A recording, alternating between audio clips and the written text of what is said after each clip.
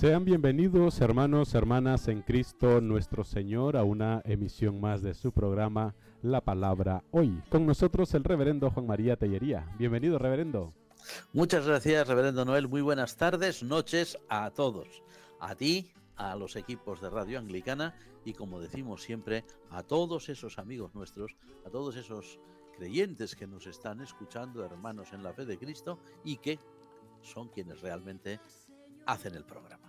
Totalmente, sean todos bienvenidos, principalmente los hermanos que se conectan con nosotros a través de las aplicaciones móviles de Radio Anglicana, aquellos que también nos ven y nos escuchan en este momento en la transmisión de vídeo de Radio Anglicana, sean todos bienvenidos en el nombre del Señor.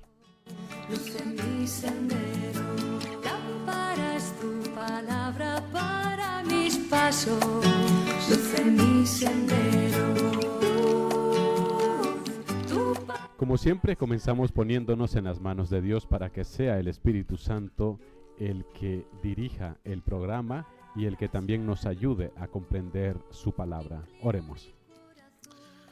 Señor y Padre nuestro que estás en los cielos, hoy que damos comienzo a una nueva serie de reflexiones sobre un nuevo libro de la Sagrada Escritura, queremos en primer lugar darte gracias por este gran privilegio que tú nos concedes y en segundo lugar, Señor, pedirte humildemente que seas tú quien realmente dirijas estas reflexiones y que todo ello redunde en honor y gloria de tu nombre y de tu Hijo Jesucristo. Nos acordamos en Radio Anglicana en este momento de tantas personas en el mundo como están sufriendo situaciones que a veces son desgarradoras, que a veces son trágicas.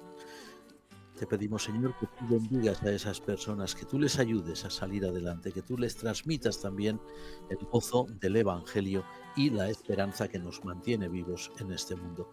Y te agradecemos el que escuches nuestras oraciones en el nombre del Padre, del Hijo y del Espíritu Santo. Amén. Amén. Amén. Tu palabra es la luz.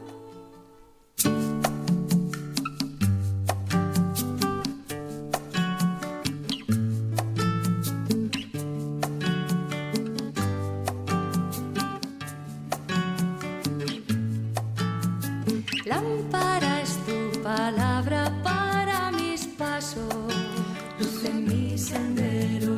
Lámpara es tu palabra para mis pasos, luz en mi sendero. Luz, tu palabra es la luz. Luz, tu palabra es... Bueno, pues hoy damos inicio a esta nueva serie de reflexiones en torno a la segunda carta del apóstol San Pablo a los tesalonicenses. Hoy damos inicio a las reflexiones en torno a este maravilloso escrito del apóstol Pablo a los tesalonicenses.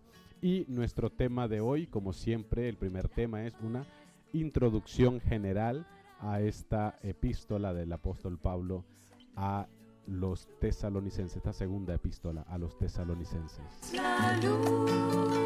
Animamos también a nuestros oyentes que quieran compartir con nosotros sus inquietudes. Está abierto el WhatsApp de Radio Anglicana, donde pueden también hacernos llegar sus preguntas, sus aportes o también sus reportes de sintonía. Pero no olvido tu voluntad. Lámpara es tu palabra para mis pasos.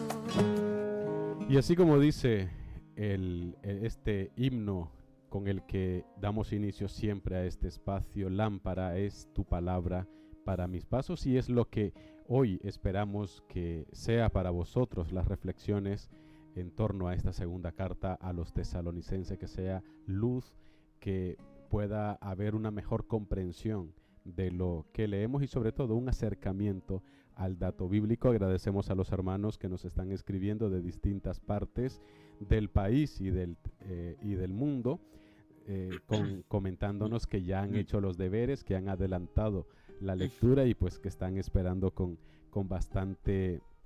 mucho deseo este programa para tener una mejor comprensión, como nos están diciendo ahora aquí en el WhatsApp. Muchas gracias a todos los hermanos.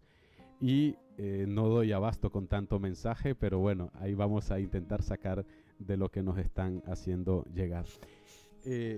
Juan Mari, esta segunda epístola, ya hemos visto anteriormente, libro de por medio atrás, hemos visto la primera epístola a los tesalonicenses. ¿Cómo se presenta esta segunda epístola en el Nuevo Testamento?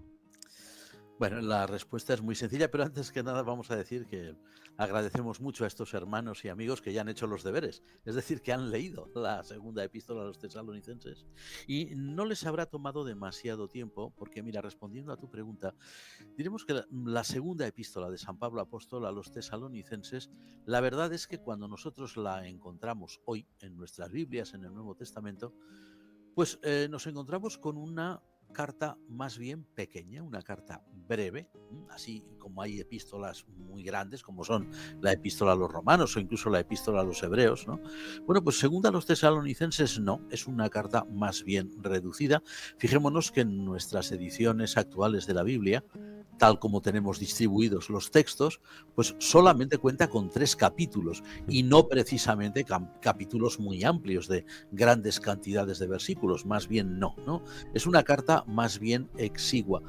Ahora, es una carta que cuando la leemos, como han hecho ya nuestros hermanos y amigos, sin duda alguna, pues nos encontramos con que tiene un contenido muy interesante que la pone en relación, o vamos, la emparenta directamente con primera los tesalonicenses, ¿no?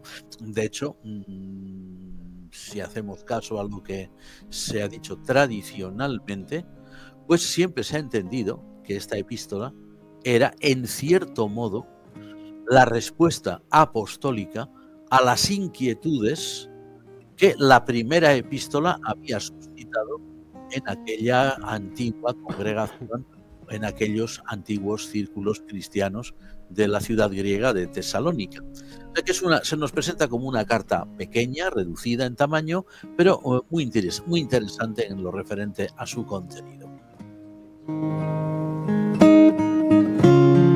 Como siempre también, Juan Mari, solemos preguntar y coincide con muchos de los mensajes que nos están enviando nuestros oyentes, exactamente con aproximadamente 12 oyentes coincide la pregunta. ¿Qué podemos decir sobre el autor, destinatario, lugar y fecha de redacción? Sí, es posible, porque ya sabemos que en estos textos tan antiguos es bastante complicado. No siempre es fácil poder responder a todo, pero intentarlo sí. Bueno, tradicionalmente, eso sí que les lo podemos decir, porque la tradición cristiana más universal está ahí. Tradicionalmente siempre se ha entendido que la epístola segunda a los tesalonicenses es una epístola paulina, es decir, una epístola, así se ha enseñado, redactada por el propio apóstol San Pablo, el apóstol de los gentiles, y sus colaboradores, porque ahí se mencionan 2, que a lo mejor eran los amanuenses, a lo mejor eran ellos los que escribían, ¿no? Uno de ellos es Silvano y el otro de ellos es Timoteo. ¿A quién iría dirigida la epístola? Bueno, pues iría dirigida efectivamente a los cristianos de Tesalónica. Probablemente, pues, poco tiempo después de haberse enviado la primera. La fecha, más o menos, de composición, porque el texto en sí no dice nada, no presenta ningún tipo de señal que indique, pues ni siquiera por aproximación, ¿no?, cuál sería la fecha de su composición, pero se supone que podría datarse más o menos, tradicionalmente hablando, como primera a los tesalonicenses, es decir, entre, así grosso modo, el año 45 y el año 50 después de Cristo. Se supone, lógicamente, que segunda a los tesalonicenses sería la que vendría después. Por lo tanto, habría entre la una y la otra, dicen, unos 5 o 6 meses, más o menos un medio año de espacio, ¿no? Ahora, el lugar donde se habría escrito la segunda epístola a los tesalonicenses, bueno, pues quienes mantienen la teoría tradicional dicen que, igual que primera a los tesalonicenses, esta carta habría visto la luz en la ciudad griega de Corinto. Es decir, que San Pablo en Corinto habría tenido un ministerio muy amplio, muy fructífero, como leemos en el libro de los Hechos, como deja entender la correspondencia a los Corintios, primera y segunda epístola, pero es que además, entre todas esas tareas, San Pablo habría mantenido también esta correspondencia con los hermanos de Tesalónica. Eso es lo que tradicionalmente se ha enseñado en relación con estas preguntas que habías formulado, ¿no? Eso de el autor, los destinatarios, la fecha de composición, el lugar, más o menos esto es lo que tradicionalmente se ha respondido.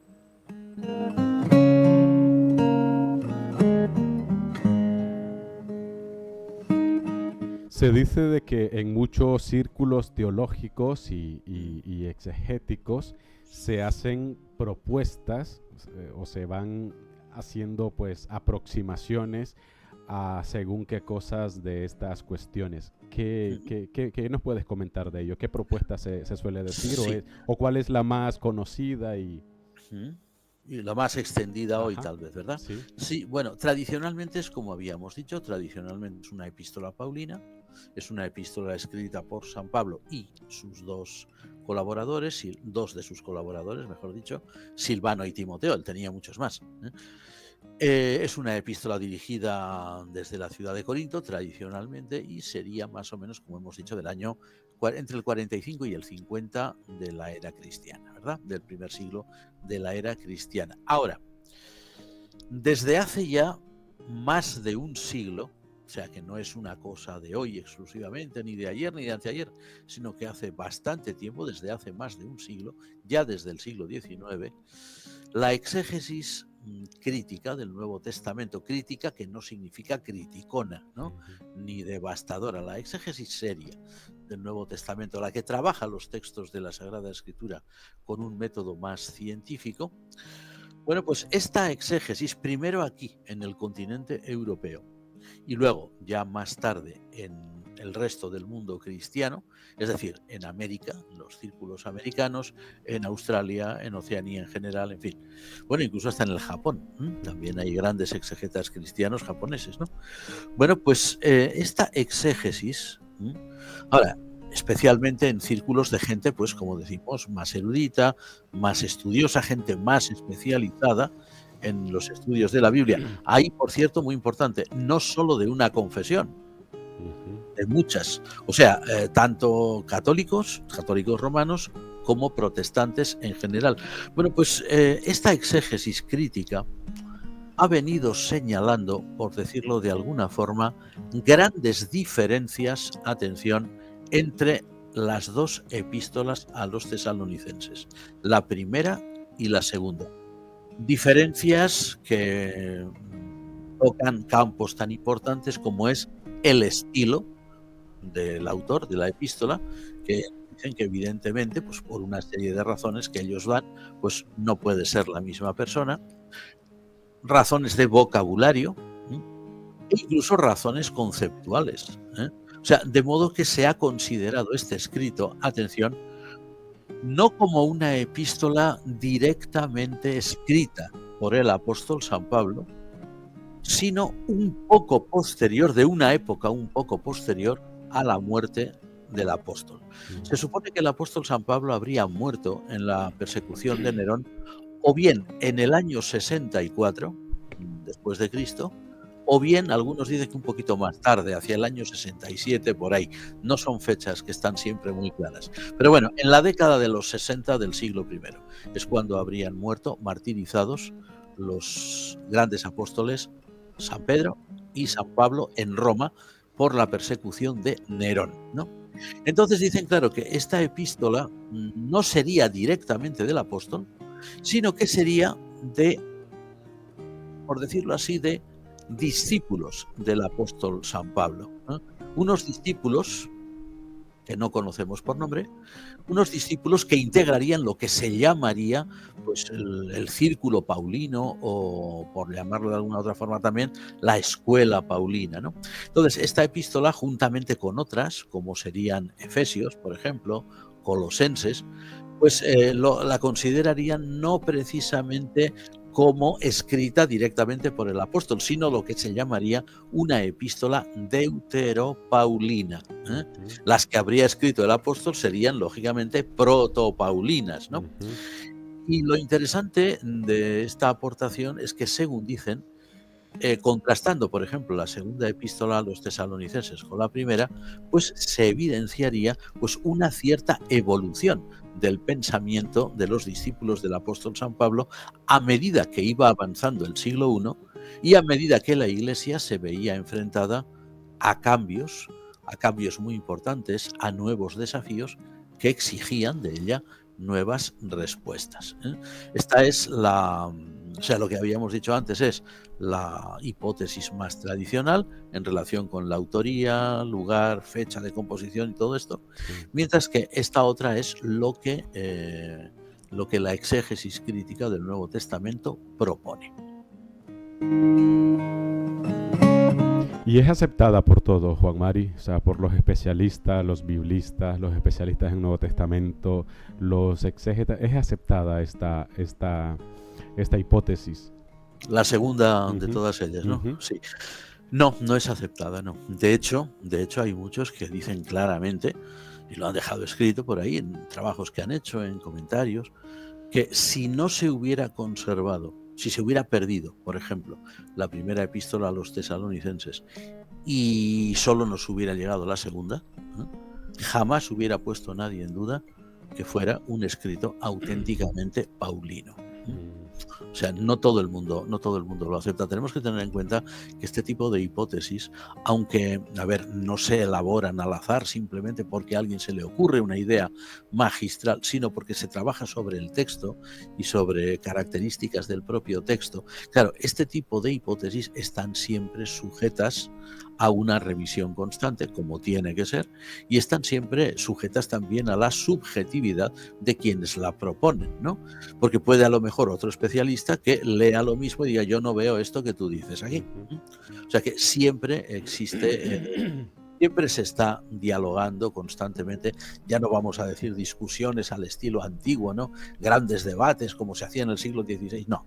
Ahora normalmente las discusiones entre los exegetas suelen ser bastante más amigables y suelen ser bastante más respetuosas de unos para con otros, y lo importante es que se suelen poner sobre la mesa todos los trabajos, toda la investigación que se hace y se discute, cada uno discute una cosa o lo que sea, hasta que más o menos se puede llegar a un consenso, pues si no del todo, sino de todos y cada uno de los exegetas o de todos los que han participado en ello, sí por lo menos una serie de líneas de trabajo que son comunes y que todos comparten. Eso es importante.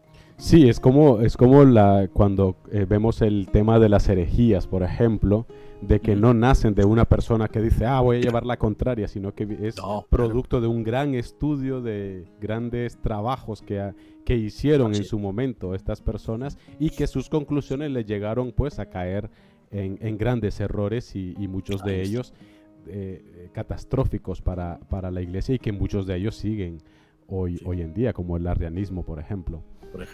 Vale, Juan Mari, pero esto que nos comentas, y aquí me gustaría que hiciéramos bastante hincapié, sobre todo por nuestros oyentes, para que les quede claro, porque a mí me preocupa, Juan Mari, de qué manera puede incidir negativamente en la fe de la iglesia esta idea de que la segunda epístola a los tesalonicenses posiblemente sea deuteropaulina, o sea, que haya salido a la luz ya cuando el apóstol Pablo pues estaba con el Creador. Luego, para no complicarlo, vamos a hacerlo así pausadamente. Tenemos otra pregunta bastante similar, pero vamos a ir una por una. Bueno, vamos a ver, tenemos que tener en cuenta que las ciencias bíblicas avanzan cada vez más, ¿no? Y digo, ciencias bíblicas que son cultivadas por creyentes cristianos, ¿no?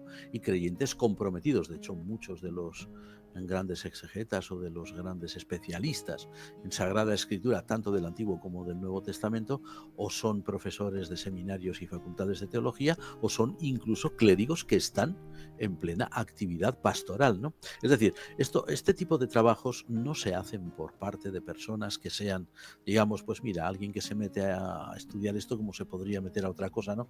Y lo hace, pues mira, pues por buscar notoriedad o lo que sea. No, no, son estudios realizados verdaderamente por creyentes cristianos y, como decimos, por creyentes cristianos comprometidos. Bien, estas ciencias bíblicas, por lo tanto, avanzan, como decíamos, cada vez más, y lo importante es que nos abren nuevos horizontes.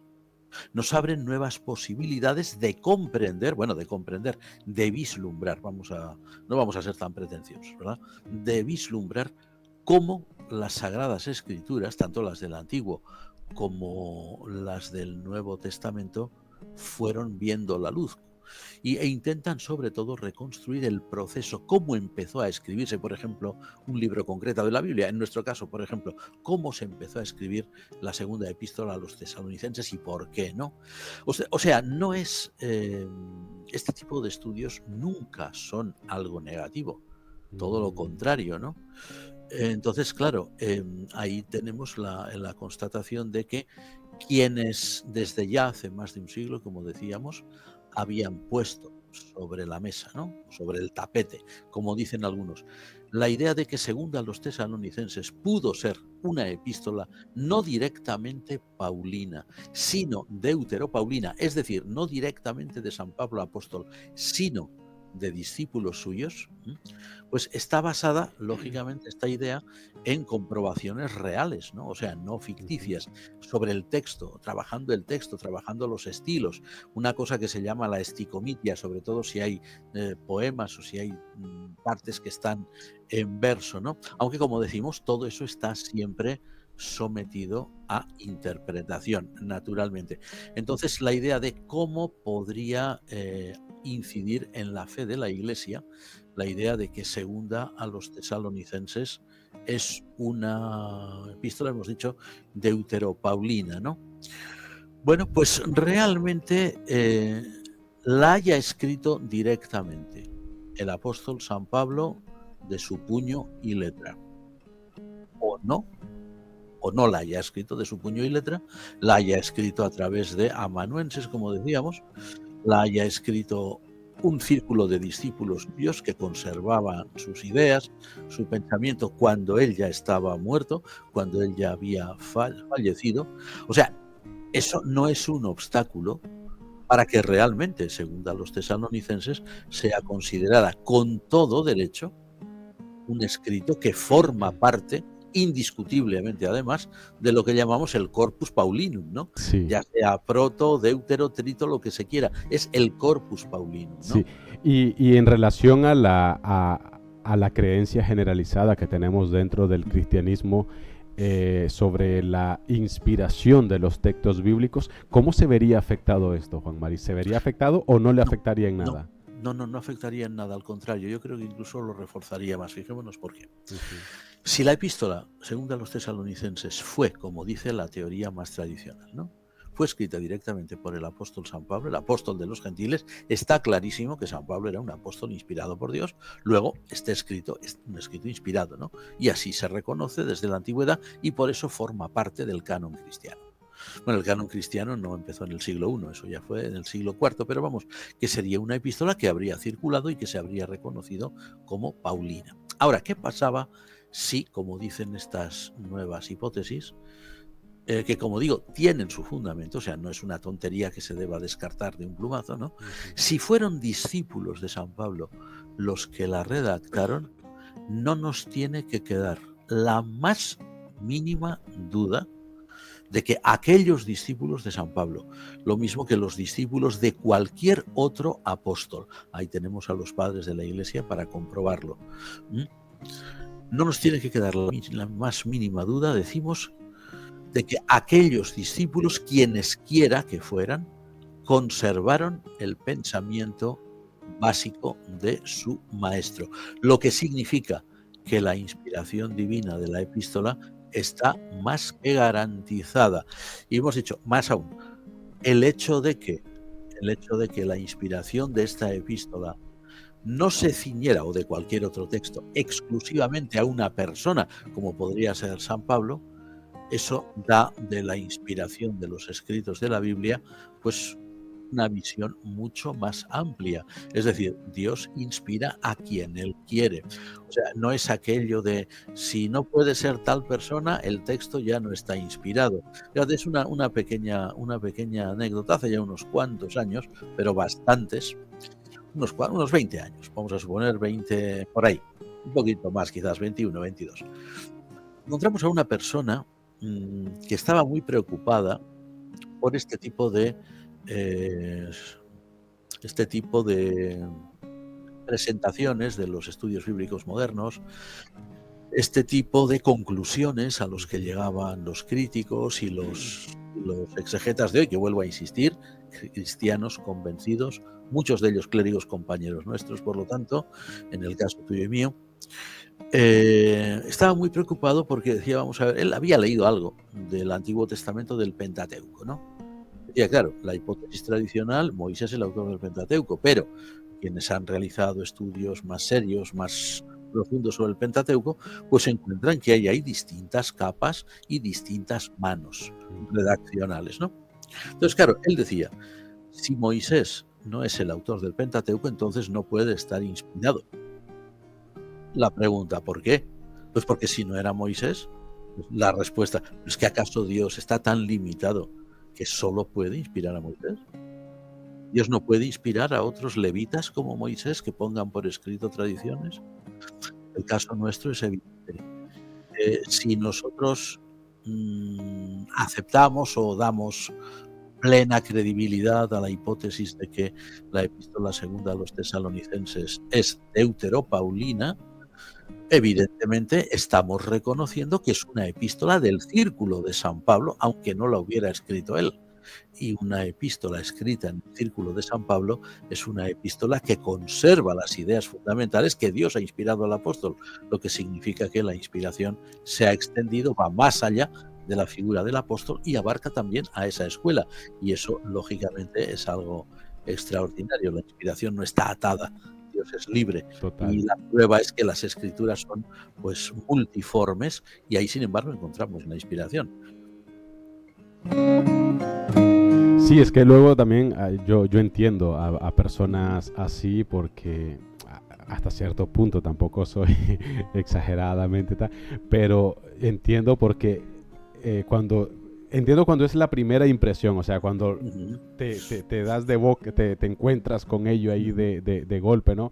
Por ejemplo, recuerdo cuando estábamos en Introducción al Nuevo Testamento en la universidad, en el primer año de la universidad, de la licenciatura en teología, y uno de los sacerdotes decía, es una universidad católica donde comencé mis estudios, y él decía pues que el autor del libro del Apocalipsis era desconocido, aunque se le atribuye a San Juan el evangelista, y aquello fue tan impresionante que habían unos que empezaron ahí pegando el grito al cielo. Por eso te digo que entiendo cuando te lo encuentras por primera vez, pero ya cuando es algo ya tan limitado y cuadriculado, pues ya eso es otra cosa. No, y además, fíjate, diciendo algo que no estaba previsto decir, ¿verdad? Ni tú me lo has preguntado, ni yo lo tenía previsto, pero lo decimos ahora, ¿no? Eso es lo bueno de Radio Anglicana. Ahí está, que se puede decir. Que nuestro programa es vivo. Ahí está.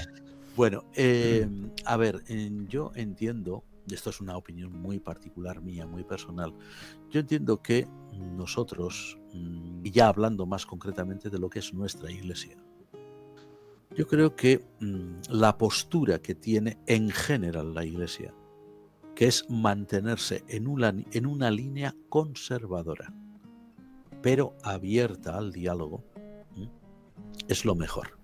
A ver, un conservadurismo excesivo que rayara en el fundamentalismo y que no aceptara nada, eso sería muy peligroso. Totalmente. Un liberalismo extremo que llevara prácticamente a rechazarlo todo y a hacer del cristianismo prácticamente, pues, no sé, una escuela filosófica más, sin mayor trascendencia, negando cosas tan elementales como la encarnación, la muerte o la resurrección de nuestro Señor, pues eso no sería cristianismo, no tendría fundamento. Es decir, hay unas líneas conservadoras que siempre debemos mantener. Pero, por otro lado, un conservadurismo abierto, que no se asuste de los avances de los estudios bíblicos, que no se rasgue las vestiduras ante las conclusiones de las ciencias bíblicas, pues lógicamente sabrá, y no es fácil, pero tiene que aprender a mantener esa línea conservadora, no ultrapasar ciertos límites, pero no estar cerrado a lo que se está aprendiendo sobre la Biblia, que podemos muy bien integrar en nuestra fe conservadora. Sin ir más lejos y para no extendernos más. En el caso, por ejemplo, de esta epístola, si alguien dice, bueno, pues realmente no es de San Pablo, sí es de San Pablo, pero no es de San Pablo. Bueno, entonces, ¿qué quedamos? Sí, que no es porque no la escribe él, pero la escriben sus discípulos. Vale, luego entonces sí que es de San Pablo. Es una epístola paulina. A ver, que no lo haya escrito él no quiere decir que no sea paulina. No, es que lo escribieron después de su muerte, muy bien, pero la gente que conservaba la memoria de San Pablo conservaba muy bien lo que él había enseñado. Por algo eran sus discípulos. Entonces, claro, aceptar, es que no es deuteropaulina, no es un problema. Ahora, el problema sería, como es deuteropaulina, todo lo que enseñó San Pablo era mentira. No, cuidado. Eso ya es irse a un extremo que no es tolerable, ¿no? Ahora, ¿es deuteropaulina? ¿Conserva las ideas de San Pablo? Sí, luego es paulina. Ya le puedan llamar deutero, trito, proto, tetrato, lo que quieran, ¿no? Hombre, esto casi es la misma vara de medir, ¿no? De que si no fue escrito en hebreo, pues no es verdadero, no es inspirado. Vale. Pues seguimos con esta hipótesis que suena interesante, Juan Mari, y sobre todo es importante para, como decíamos, para aclarar y que nuestros oyentes puedan tener las ideas más despejadas y que luego pues el Espíritu Santo haga el resto. Si a un caso fueron los discípulos, no lo estamos afirmando, pero lo dejamos ahí como un supuesto, ¿no? Si en un caso fueron los discípulos de Pablo los que redactaron esta epístola, ¿por qué la hicieron circular como si hubiese sido el propio apóstol Pablo? ¿Esto no sería un fraude? Muy buena pregunta. No hubiera sido un fraude. No, nunca hubiera sido un fraude.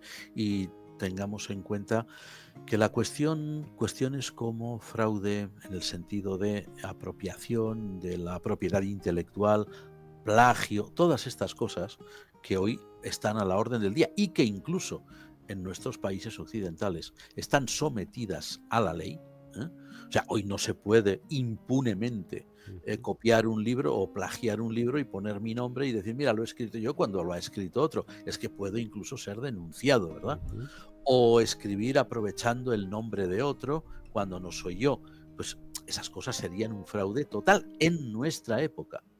Ya decimos, incluso eso está sometido a legislación, no solamente aquí en España, en todos los países de Occidente prácticamente, ¿no? Bueno, pero no era así, cuidado, es que eso no era así en la época en la que se escribió el Nuevo Testamento, y veremos por qué. A ver, la antigüedad, no solamente la antigüedad cristiana, ya la antigüedad pagana desde mucho tiempo atrás, la antigüedad daba mucho valor a las figuras emblemáticas, a las figuras consideradas como maestras, ¿no? O sea, de modo que ningún discípulo de aquellos autores importantes o de un autor muy importante, jamás ningún discípulo tendría la desvergüenza, vamos a decir, de poner su propio nombre en una composición, aunque fuera propia. Todo lo que ese discípulo iba a escribir o todo lo que ese discípulo iba a producir en cuanto a valor literario, lo iba a redactar siempre como si lo hubiera hecho su maestro y hubiera puesto el nombre de su maestro, nunca el suyo. Hay varios ejemplos que podemos decir y se ve. Eso te iba a preguntar, que si habían así ejemplos concretos. Muy claros, además, que se estudian en las universidades incluso.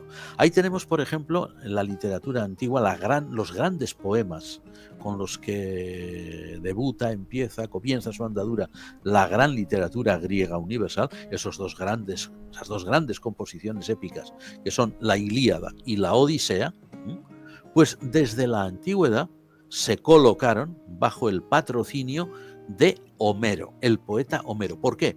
Porque Homero era para los griegos el gran maestro de todos los poetas, es decir, el poeta de los poetas. Luego, todo lo que hablase sobre aquellos asuntos de la guerra de Troya y demás, siempre se iba a atribuir a Homero, aunque no fuera él el autor. De hecho, los estudios que se han venido haciendo desde hace mucho tiempo ya, desde hace más de un siglo, sobre la Ilíada y la Odisea, primero sobre la Ilíada y luego sobre la Odisea, han evidenciado que esos cantos que componen estos poemas, que hoy los podemos leer, y además en buenas ediciones en nuestro idioma, esos cantos tienen diversas manos, y eso lo han ido componiendo diversos bardos, vates, poetas, como se quisieran llamar, aedos, que también se les llamaba así en la Grecia antigua. No sabemos cómo se llamaban, pero sí sabemos una cosa: eran homéridas, es decir, considerados discípulos de Homero. Por lo tanto, todo lo que ellos compusieran sobre estos temas épicos siempre se lo iban a atribuir al maestro. Cuando, creo que es en el siglo VII a.C., se recogen ya los poemas, todo el conjunto. Creo que es el ateniense Pisístrato el que lo hace. Bueno, pues cuando recogen todo esto, recogen todas esas diversas composiciones y las editan como obra de Homero, aquel mítico poeta que había existido en épocas antiguas. Mira, otro ejemplo, un par así para no cansar a nuestros amigos, ¿no? Hay una gran colección de tratados médicos de la antigua Grecia que se llama el Corpus Hippocraticum, ¿verdad? Se tocan pues todas las enfermedades conocidas en la época, medios de curación y tal. Bueno, pues todo ese bloque se atribuyó a un médico llamado Hipócrates. ¿Por qué? Porque ese Hipócrates había creado una gran escuela de medicina. Hoy, cuando se estudian estos tratados, los especialistas dicen que incluso son de épocas diferentes, de siglos distintos, pero es una recopilación. Claro, ¿bajo qué nombre se iba a poner? ¿Quién era el gran médico? Hipócrates. Vale, pues todo eran obras de Hipócrates, aunque los autores fueran distintos, ¿no? Ya todos sabemos, desde niños, fábulas, ¿no? Fábulas como la zorra y las uvas, etcétera, ¿no? Las grandes fábulas griegas. Bueno, pues siempre se ha dicho que el autor era un tal Esopo, las fábulas de Esopo. ¿Vale? Esopo pudo componer fábulas, evidentemente, pero no todas las que se le atribuyen, porque incluso en la forma en que están escritas y hasta el dialecto griego en que están escritos son diferentes, ¿no? No todas tienen el mismo origen, pero como Esopo era el gran fabulista, pues lógicamente se colocaron todas bajo su nombre. En la Biblia ocurre lo mismo. Mira, por ejemplo, lo que habíamos dicho antes, la ley se atribuye a Moisés. ¿Por qué? Porque Moisés es el gran legislador. Los escritos, ¿cómo llamamos? Sapienciales, ¿no? Pues se atribuyen todos a Salomón porque es el gran sabio, el sabio de Israel por excelencia. Y, por ejemplo, todos los cánticos del Salterio, las 150 composiciones que tenemos ahí, dice los salmos de David. Ahora, ya sabemos bien que ni todos son de David, porque algunos incluso lo dicen, no todas las composiciones sapienciales son de Salomón, a veces también se indican otros autores, lo que habíamos dicho antes de la ley. ¿Pero por qué bajo el patrocinio de David? Pues porque David es el gran cantor de Israel. Entonces, claro, que una serie de discípulos del apóstol San Pablo o del apóstol San Pedro o de cualquiera de ellos quisiera hacer pasar una obra por obra de su maestro y que pusieran el nombre del maestro, eso no era lo que sería para nosotros hoy sería un fraude, un plagio, no. Para ellos era una forma de ensalzar al maestro, porque ninguno de ellos decía puede poner su nombre ahí porque esto solo lo puede decir el gran maestro. O sea que no es un fraude, era una forma de pensar de la antigüedad. Bueno, pues hemos hecho bastante énfasis en esta hipótesis para que nuestros oyentes estuviesen claros. Recordamos, es una hipótesis, producto de grandes estudios. Pero bueno, ahora vamos a volver otra vez vamos a la carta, al contenido de la carta. ¿Cómo la podemos leer hoy? ¿De qué modo la podemos leer hoy? ¿Qué enseñanzas reales nos puede traer a nosotros como creyentes hoy en día? Tenemos estas dos interrogantes. Pues mira, según a los tesalonicenses es una epístola, como todas las del Corpus Paulinum, que está llena, pero llena, o sea, no decir un poquito nada más, no, está llena de enseñanzas para nosotros hoy, para los cristianos de hoy. Tenemos que leerla pues como lo que realmente es una epístola realmente apostólica. Una epístola que refleja el pensamiento, que refleja las inquietudes, que refleja las soluciones a problemas que algunos cristianos planteaban, que eran griegos de Tesalónica, más concretamente, griegos que reflexionaban, que se cuestionaban asuntos concretos, que se preocupaban por ciertos temas, que querían aprender y que reciben una respuesta apostólica, ¿no? A ver, las respuestas que da el apóstol, ya sea él en persona o a través de sus discípulos, son de tal manera, como si Dios quiere iremos viendo en programas subsiguientes, son de tal manera que lo que para aquellas personas fue tal vez una respuesta, para nosotros es mucho más. Es un desafío. O sea, lo que plantea la epístola segunda a los tesalonicenses, todo el Nuevo Testamento en general, la Biblia en su conjunto, nos desafía a nosotros, nos reta, como dicen algunos, a enfocar aquellos asuntos bajo el prisma de la esperanza cristiana, de la confianza en Dios, porque Dios guía siempre a su iglesia. Y esta es una de las grandes enseñanzas que tiene esta epístola.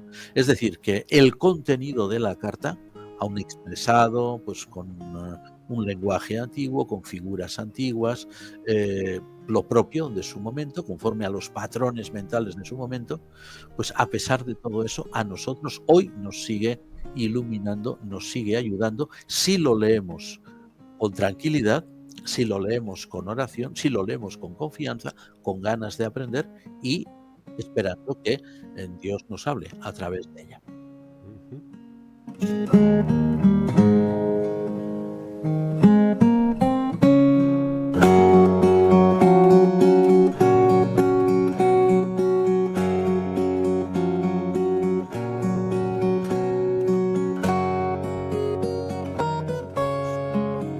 Bueno, y para finalizar, Juan Mari, con este programa introductorio a lo que luego vamos a tener como la esencia del programa, ¿cómo podemos distribuir este escrito tan corto que es en modo de esquema? ¿Cuál sería el esquema, por ejemplo, de este? Mira, hay muchos, fíjate, si habrá esquemas, tú coges, por ejemplo, cualquier comentario bíblico o en cualquier introducción seria, ¿no?, a una edición de la Biblia seria, y nos vamos a encontrar no solamente con esta epístola, con cualquier libro de la Biblia, con diferentes distribuciones del texto. Cotejas uno con otro y dicen, no coinciden. No, claro, porque cada autor siempre pues tiende a distribuir el texto de una forma concreta, porque es la que más le convence, porque es la que más le gusta o porque es la que más le sugiere lo que la epístola o el texto en cuestión dice. Nosotros, para no complicarnos las cosas, porque nuestro programa no tiene como finalidad hacer exégesis, nuestro programa tiene como finalidad reflexionar, ¿no?, simplemente y de forma sencilla sobre la escritura, nosotros vamos a distribuirlo de la forma más sencilla que pudiera ser. Así que mira, es incluso, a lo mejor hasta algunos se sonreirá diciendo vaya distribución, ¿no? Pues mira, la hemos distribuido en 5 partes, ¿no? La primera, la introducción, que es el capítulo 1 y los 5 primeros versículos, que son los saludos de San Pablo, pero claro, es una parte importante, ¿no? Es la introducción.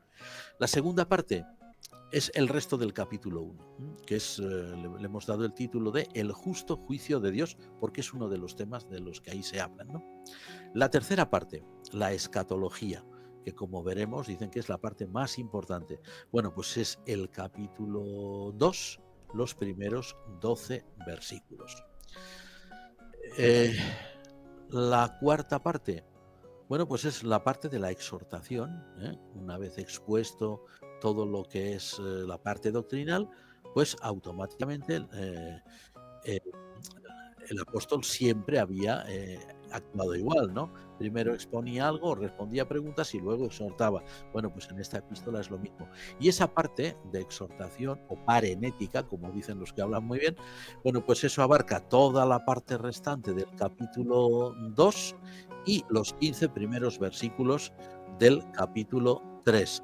¿Y qué hacemos con los últimos versículos del capítulo 3? Pues es la conclusión, porque es cuando el apóstol y sus colaboradores se despiden ya. Es decir, lo más sencillo, y si Dios quiere es la forma en la que pensamos presentar las reflexiones sobre esta epístola. O sea, muy pocos programas, no es una epístola muy larga, pero y hacerlo de la forma más simple, más simplificada para los oyentes y para nosotros mismos, lógicamente, ¿no? Porque como decimos, no se trata de hacer exégesis ni de alta teología, eso que lo hagan los que más saben. Nosotros nos limitamos a reflexionar. Totalmente, la verdad que animamos pues a nuestros oyentes para que puedan estar pendientes en los próximos miércoles, que puedan estar pendientes de estas reflexiones, como bien dice el reverendo Tellería, estas reflexiones en torno a esta segunda carta a los tesalonicenses, porque viene muy bien esquematizado, muy bien organizado, pero sobre todo pensado para que sea fácil de digerir y que, como nos estaban diciendo algunos hermanos, y saborear la palabra de Dios con estas breves reflexiones. Ya a la hora de quebrarse la cabeza y quemar canas, eso ya le toca a los grandes teólogos y a las escuelas de teología, que luego pues nos pasarán las conclusiones y ya nos encargaremos del resto. Así que los animamos, muchísimas gracias a todos los que nos han estado compartiendo sus mensajes, sus interacciones. Como sabéis, elegimos algunas cuantas para salir al aire, porque si no, no llegaríamos y tendríamos que estar 2 horas en el programa y pues a alguno no le haría mucha gracia. Sobre todo los programas que vienen después. Así que muchísimas gracias, queridos hermanos, muchísimas gracias también, reverendo Juan María, por el tiempo que nos dedicas a nosotros, a Radio Anglicana, a vosotros, y a gracias nuestros a vosotros, oyentes. de corazón, y a nuestros hermanos. Totalmente, y también pues principalmente, como bien dice el reverendo Tellería, a nuestros oyentes. Muchas gracias por acompañarnos, y les animamos para que dentro de 8 días pues comencemos ya con la esencia de esta epístola y que podamos pues tener un mejor acercamiento a ella. Gracias a los hermanos que han hecho los deberes y que también lo han compartido. Gracias a aquellos oyentes que también han hecho los deberes y que no han podido o no han tenido la facilidad de mandarnos un WhatsApp. Muchísimas gracias, y si Dios quiere pues dentro de 8 días nos encontramos para seguir con estas reflexiones. Alabado sea Jesucristo. Amén. Luz en mi sendero, lámpara es tu palabra para mis pasos. Luz en mi sendero, luz, tu palabra es la luz. Luz, tu palabra es la luz. Luz, tu palabra es la luz.